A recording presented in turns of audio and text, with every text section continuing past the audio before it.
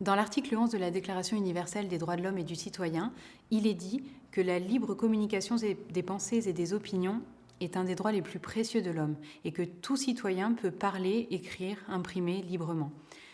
Sauf que parfois, les hommes et les femmes ne sont plus considérés comme des citoyens. Et pire encore, il y a d'autres hommes qui se débrouillent pour ne plus du tout les considérer comme des êtres humains.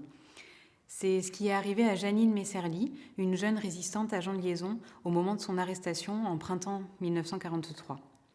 À partir de là, dès qu'elle est dans la prison Saint-Michel, puis à la prison de Fresnes, puis au camp de concentration pour femmes de Ravensbrück, elle est complètement déshumanisée.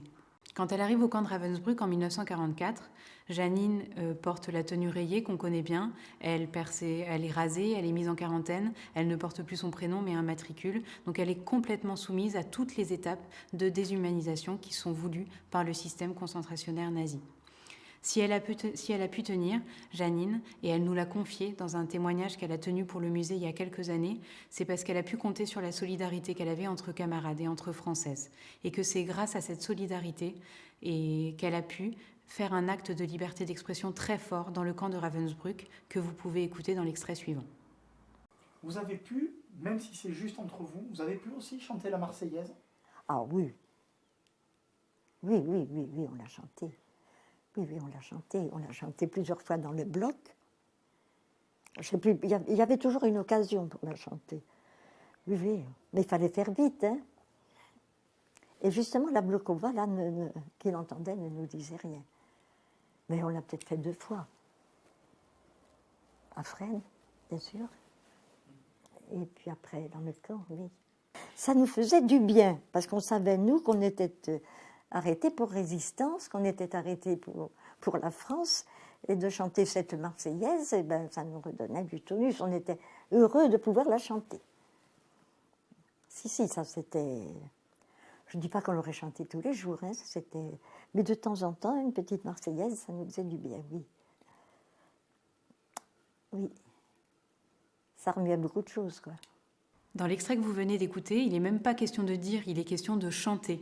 Et c'est un acte de liberté d'expression qui est absolument incroyable parce que, en plus de mettre des mots là où on ne veut plus en mettre et où les nazis se débrouillent pour qu'il n'y ait plus du tout de sens à ces mots-là, elle met en plus des paroles et de la musique. Donc c'est vraiment un acte de revendication très fort. Non seulement c'est un acte de revendication de son humanité, mais aussi un acte de revendication artistique et en plus politique, puisque la chanson qui a été choisie, c'est la Marseillaise.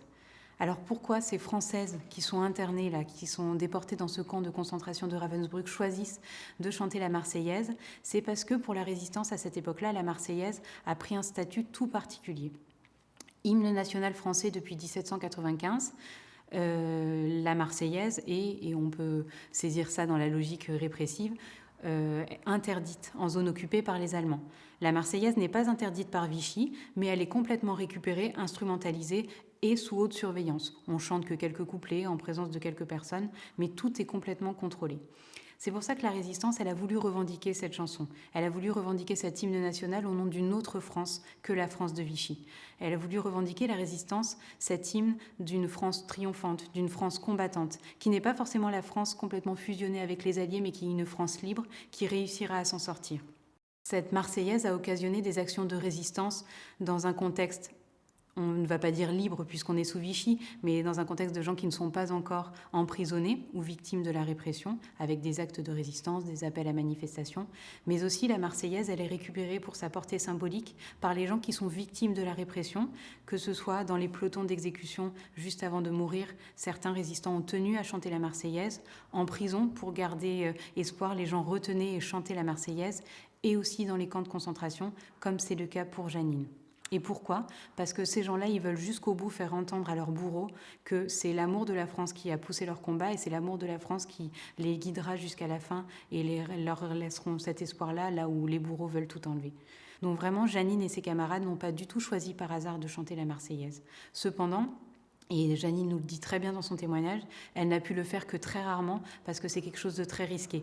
Et c'est le seul acte de résistance, puisqu'on peut vraiment parler d'acte de résistance quand on fait ça dans un camp de concentration, où tout ce qui nous reste, c'est la survivance de soi, c'est son passé, c'est son bagage culturel. Donc elles avaient besoin, elles, les déportées de Ravensbrück, de chanter ça ensemble pour continuer à montrer qu'elles étaient là et qu'elles savaient pourquoi elles étaient là, et puis surtout peut-être pour se faire entendre de leurs bourreaux qui ne pouvaient que comprendre ce message-là de résistance ici, dans ce camp-là.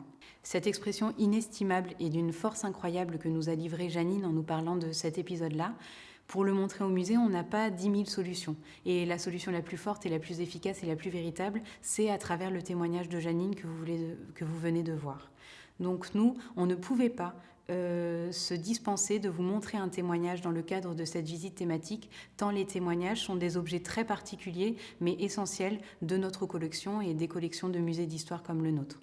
Donc voilà encore une occasion de dire un grand merci à Janine, mais également à tous les autres témoins qui ont accepté de partager avec nous leur expérience, leur histoire au cours des témoignages, sans lesquels on ne pourrait pas compter aujourd'hui au Musée de la Résistance et de la Déportation.